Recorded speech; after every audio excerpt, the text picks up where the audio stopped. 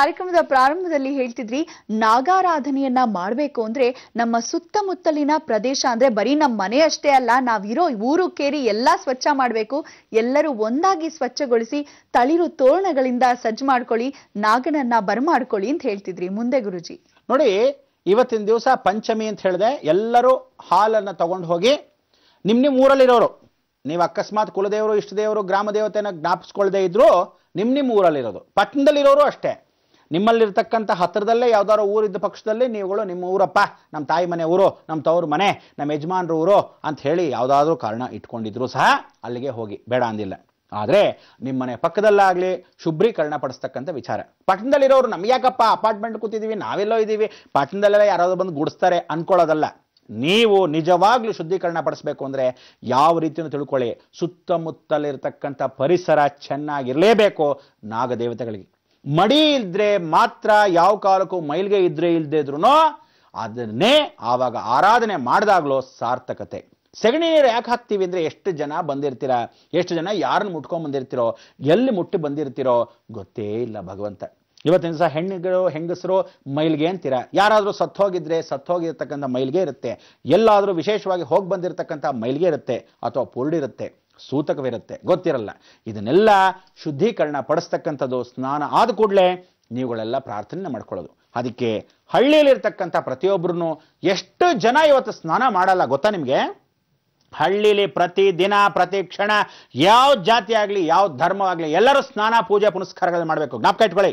ಕೆಲವರೆಲ್ಲ ಕುಕ್ಕರ್ಸ್ಕೊಂಡು ಹಂಗೇ ಇರ್ತಾರೆ, ನಾವೆಲ್ಲ ದೊಡ್ಡ ಮನ್ತನವರು ಅಂತ. ಏನು ದೊಡ್ಡ ಮನ್ತನ? ಸ್ನಾನ ಮಾಡದೆ ತೊಳ್ಕೊಳ್ಳದೆ ಹಂಗೆ ಕುಕ್ಕರ್ಸ್ಕೊಂಡ್ರೆ ಏನು ಬಂತು? ವಾಸನೆ ನಾರ್ತಾ ಇರ್ತೀರ. ಸೋಂಬೇರಿಗಳಾಗಬೇಡಿ, ಎಲ್ಲರೂ ಶುದ್ಧೀಕರಣ ಪಡಿಸ್ಬೇಕು. ಮನೆ ಹೊಸಲು, ಮನೆ ಕೊಳಾಯಿ, ಮನೆ ಜಗ್ಲಿ ಗಿಗ್ಲಿ ಎಲ್ಲ ಕ್ಲೀನ್ ಮಾಡಬೇಕು.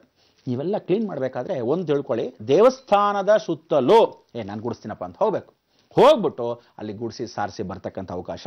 ನಾನು ಈ ಕಡೆ ದೇವಸ್ಥಾನಕ್ಕೆ ಹೋಗ್ತೀನಿ, ನೀನು ಆಂಜನೇಯ ದೇವಸ್ಥಾನ ಹತ್ರ ಹೋಗು, ಎಲ್ಲ ನೀವೇ ಸ್ವಯಾರ್ಜಿತವಾಗಿ ವಾಲಂಟ್ರಿ ಸೇವೆಯನ್ನು ಮಾಡ್ಕೊಳ್ಳೋ ಹಾಗೆ ಮಾಡ್ಕೋಬೇಕು. ಏನು ಅಂದರೆ ಸ್ವಯಂ ಸೇವಕರು ಅಂತ ಹೇಳ್ತೀವಲ್ಲ ಹಾಗೆ. ಯಾವುದೋ ಸೇವಕರು ಎಲ್ಲೋ ಮಾಡ್ತಾ ಇದಾರಂತ ಟಿವಿಲಿ ನೋಡಿದ್ವಿ ಅನ್ನೋದಲ್ಲ.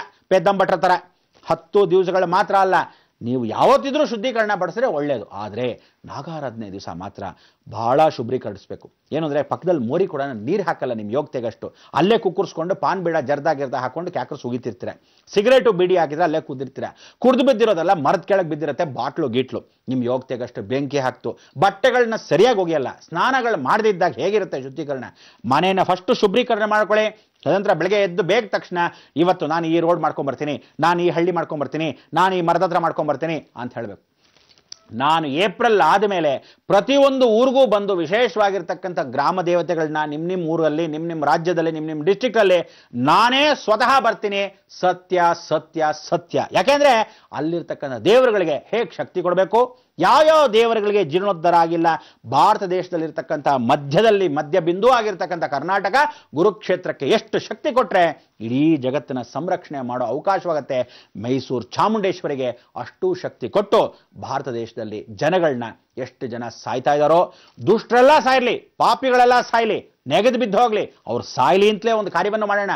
ಆದರೆ ಒಳ್ಳೆ ಧರ್ಮದಿಂದ, ನಿಷ್ಠೆಯಿಂದ, ನಿಯತ್ತಿಂದ ಇವತ್ತಿಗೂ ಕುಟುಂಬಗಳು ಎಷ್ಟೋ ಇದೆ, ಅವ್ರನ್ನೆಲ್ಲ ಪಾಪ ಮುಗ್ಧರು, ಗೊತ್ತಿಲ್ಲದೆ ಇದ್ದವರು ಸರಿಪಡಿಸಿ ಅವ್ರನ್ನೂ ಮಾರ್ಪಾಡಾಗಕ್ಕೆ ಭಗವತಿ ಕೃಪಾ ಕಟಾಕ್ಷದಲ್ಲಿ ಶುದ್ಧೀಕರಣ ಪಡಿಸೋ ಏಕೈಕ ಧರ್ಮ ಮಾರ್ಗವೇ ನಾಗಾರಾಧನೆ.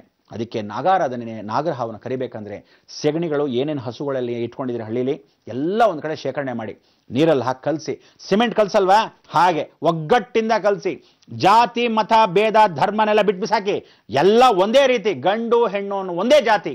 ನೀವುಗಳು ದೇವಸ್ಥಾನದ ಅರ್ಚಕರು ಪ್ರತಿಯೊಬ್ಬರೂ ನೆಟ್ಟಿಗೆ ಎಲ್ಲ ಊರುಗಳನ್ನ, ಎಲ್ಲ ಕ್ಷೇತ್ರಗಳನ್ನ, ಎಲ್ಲ ರಸ್ತೆಗಳಿಗೆ ಸೆಗಣಿ ನೀರು ಹಾಕ್ಸಕ್ಕೆ ವ್ಯವಸ್ಥೆ ಮಾಡಿ ಶುದ್ಧೀಕರಣ ಪಡಿಸಿದ ಮೇಲೆ ಹೆಂಗಸರು ಯಾರು ಸೋಂಬೇರಿತನ ಬಿಟ್ಬಿಟ್ಟು ಎಲ್ಲರೂ ವಿಶೇಷವಾಗಿ ರಂಗೋಲಿಗಳನ್ನ ಹಾಕೊಂಬನ್ನಿ.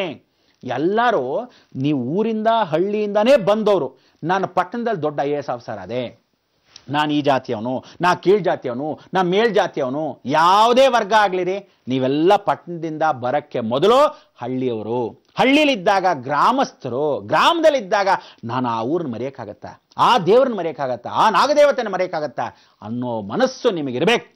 ನೀವು ಪಟ್ಟಣಕ್ಕೆ ಬಂದು ಕುಕ್ಕರ್ಸ್ಕೊಂಡು ದೊಡ್ಡ ದೊಡ್ಡ ಬಂಗ್ಲಾ ದೊಡ್ಡ ದೊಡ್ಡ ಮನೆ ಕಟ್ಕೊಂಡ್ರು ಹಳ್ಳಿ ಹತ್ರ ಹೋಗಿ ಏನೇನು ಜೀರ್ಣೋದ್ಧಾರ ಮಾಡಬೇಕು, ಎಷ್ಟು ಮಟ್ಟಿಗೆ ನನ್ನ ಹಳ್ಳಿಗೆ ನಾನೇನು ತ್ಯಾಗ ಮಾಡಬೇಕು, ನಾನು ಸೊಸೈಟಿಗೆ we are everything taken from the society, what we are giving for the society. First ಸೊಸೈಟಿಗೆ ನಿಮಗೆ ಕೊಟ್ಟಿರೋ ತಂದೆ ತಾಯಿಗೆ, ನಿಮ್ಮ ಊರಿಗೆ, ನಿಮ್ಮ ಹೊಲಕ್ಕೆ ಪದವಿ ಇದ್ದವ್ರು ಮಾಡ್ರಿ, ಪದವಿ ಇಲ್ದಿದ್ರೆ ಹಾಳಾಗಿ ಹೋಗ್ಲಿ. ನೀವು ಅದೂ ಮಾಡದೇ ಇದ್ರೆ ಏನು ಪ್ರಯೋಜನ? 10 ದಿವಸದ ನಾಗಾರಾಧನೆ, 5ನೇ ತಾರೀಕು ಮುಕ್ತಾಯ, 6ನೇ ತಾರೀಕು ಸೃಷ್ಟಿ, ಆವತ್ತೇ ಆಶ್ಲೇಷ ನಕ್ಷತ್ರ. ಆಶ್ಲೇಷ ನಕ್ಷತ್ರ ಸಾಕ್ಷಾತ್ ನಾಗದೇವತೆಗಳು. ಕರೆಕ್ಟಾಗಿ 10 ದಿವಸಗಳ ಕಾಲ ನಾಗಾರಾಧನೆ ನಡಿಬೇಕು. 10 ದಿವಸದೊಳಗೆ ಎಲ್ಲ ಊರುಗಳು, ಎಲ್ಲ ಕೇರಿಗಳು, ಎಲ್ಲ ಕಟ್ಟೆಗಳು ಶುಭ್ರೀಕರಣ ಆಗಲೇಬೇಕು.